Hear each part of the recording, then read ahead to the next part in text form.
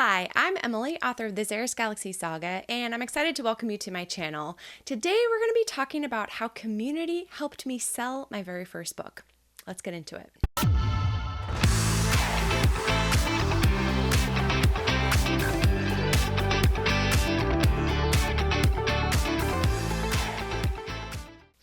All right, so I said first book, but really upon reflection, it wasn't my first book that I'm talking about here, but I will say that it was my debut young adult science fantasy novel, Suspended in the Stars.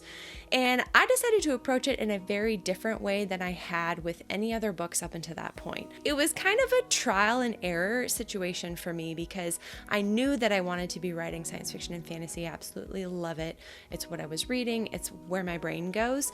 But up until that point, I had really been focused on very different kind of books. My really good friend Kristen Crum reached out to me. This was in 2020, and she said, "Emily, wouldn't it be great if we just took our books and wrote them on our blogs during the month of August?" So a little bit like a NaNoWriMo situation, but also a little different because it would be us doing it live kind of for people to follow us. And I was like, yes, sign me up. A lot of the confidence I think that I felt going into that was really due to the fact that I had been a ghostwriter for so many years, and so I knew I could put out a lot of words very quickly. And so I thought, as long as I go into this month with that mindset of I know where I'm going and I just need to get these words out and not thinking necessarily about, the people reading it real time as I would be posting every day, it was kind of freeing and fun and exciting. There were 5 things that I did leading up to writing that book and then what happened after where I went on to publish that I think led to its success, and I wanted to share those things with you. And really, they do center all around community. For me, that is a really big thing. I think being in a community of other writers and readers is really important, but also kind of understanding how your readership finds you and what they're looking for and things like that is also really crucial. So let's hop into those points. The very first thing that I did when I knew that I was going to be embarking on this adventure, and at this point, this was not even me thinking about publishing this book, it was just putting it on to my blog, was that I wanted to generate interest. Now, I was a little hesitant because I didn't know how this was going to go, but I have an Instagram where I, for years, had been sharing my thoughts about writing and books, and so I knew that that was going to be my primary vehicle for spreading the word. I had also been relatively consistent on this blog for many years and used that as a jumping point. I let people know on the blog that this was coming in August.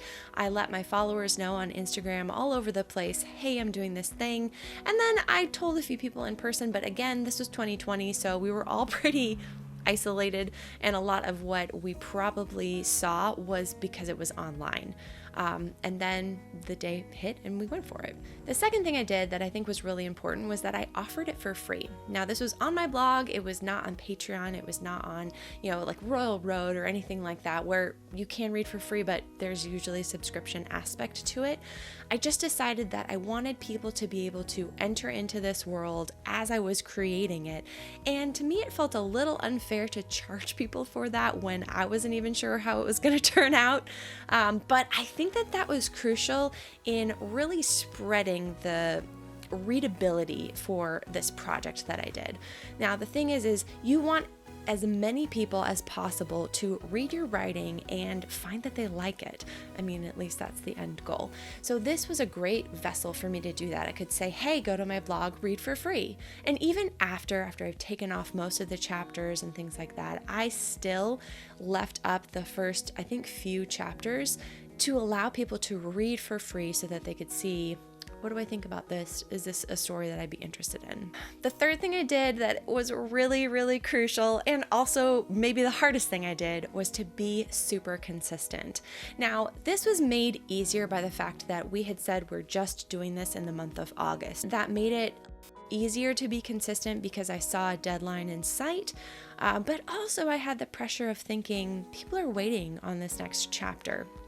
And this is a side note here, but in writing, this was very crucial. I ended every chapter on a semblance of a cliffhanger. I wanted people to want to come back to read that next scene? What's going to happen? Oh, she left us in the lurch here. We need to come back and find out what's happening.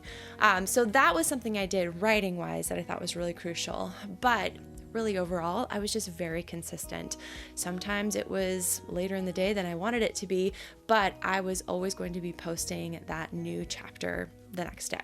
The fourth thing I did was to use my existing community and help them spread the word for me.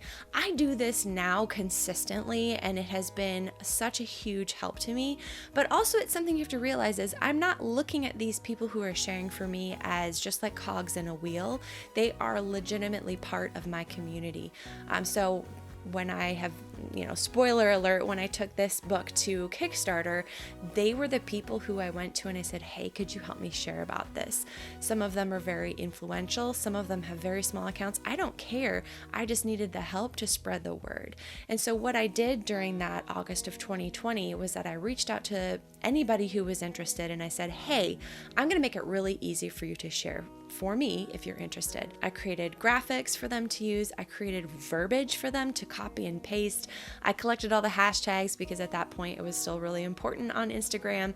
And I gave them assets to use so that they could then share very quickly, very easily about what I was doing. I wanted it to be so simple for them, but then also really impactful for me because that's spreading the word to another audience I couldn't reach. And then the fifth thing I did, which might seem kind of obvious, but I created a good product. Now let's take a back seat here and think through all of these things. So what I've been telling you about is what happened in August of 2020, but fast forward to, I guess it would be March of 2022, I launched the campaign for Suspended in the Stars on Kickstarter. Now there's a lot of things that happened in between there, which I have mentioned before in other videos. I submitted it out through my agent to the general market, and it's just too weird of a book to land on the shelves at this point, but I decided to put it out myself. And so in between that time, I hadn't forgotten about that story, but the best part was that my readers hadn't forgotten about that story. I can't tell you how many times I heard from people, hey Emily, when are we going to be able to read the rest of the book? When are we going to be able to purchase this book? We really want to have it. So I kind of knew that there was already an audience there waiting for it. I just wasn't sure how I was going to get it to them. When I did decide, okay, this is the vehicle I'm going to use, Kickstarter, I decided this is going to be the best product that I can offer. Now, I call a book a product, and sometimes that can feel a little businessy. And of course, to me, it's so much more than that. It's the characters, it's the writing, it's everything. But when you're thinking about readers as consumers, which is what we are, they want to invest in something that they think is going to be worth it. Now, I had the luxury of having this community of people around me that I fostered back in 2020 who stuck with me all through, the ups and the downs of my writing career until they were ready to step into the space of Kickstarter to support me. But through that whole time, I was crafting a product that would be really well received, hopefully. But then that would also hold up to the standards that readers want. So I had top quality editing that I paid for. Now this might sound a little weird, but I did do my own covers and I wanted to make sure that they were as high quality as possible. I spent money on some marketing, but not a lot. I used that community sphere that I had already created around me as a big part of that marketing. But then I also poured a lot of time and energy into setting up my Kickstarter page and all those things. I think all of those things led up to a really, I would say for me, a very successful release of a book that I wasn't sure it was going to go anywhere at the time that I really started writing it. Of those 5 things, I would say working together in tandem, they really helped me to foster this readership community around me. Now, I also, as you guys know, speak to writers as part of that community. This YouTube channel is me growing that community to reach more people. So if you're subscribed and if you've liked, thank you. And if not, maybe take a chance to do that now. But I have seen this community rally around around me. And I will say that it's not just because I'm taking from them, it's because I'm trying to give back as well, not only through my writing advice, but also sharing other authors' promotions, chatting with my readers, responding to questions, being engaged. I do all of that for other people. I'm not just doing it to grow my own business. I do think that community that I started back in 2020, which really I had started before that as a bookstagrammer, culminated in just an amazing launch of my first book's Kickstarter. And it was because the readers were there, they were ready for it, and they wanted it. So I definitely suggest thinking now, especially if you don't have a book out, if you're just starting your writing journey, to start growing that community. There are a million things I could talk about on that topic alone, which I'll save for another video, but you do have something to offer, so don't feel like you don't. And be aware of taking time to foster that community, because the people who are following you now and who are interested in your ideas and what you're working on are going to be the people who then come back and purchase your book later. So what did you guys think? What of those 5 things have you tried in your own writing life? Or if you haven't tried any of them, are you open to trying them? And have you also considered what it looks like to build a community around your book? Because I'd love to hear what you guys do and what you think about this. Again, I'll see you next time, but don't forget to go and write boldly.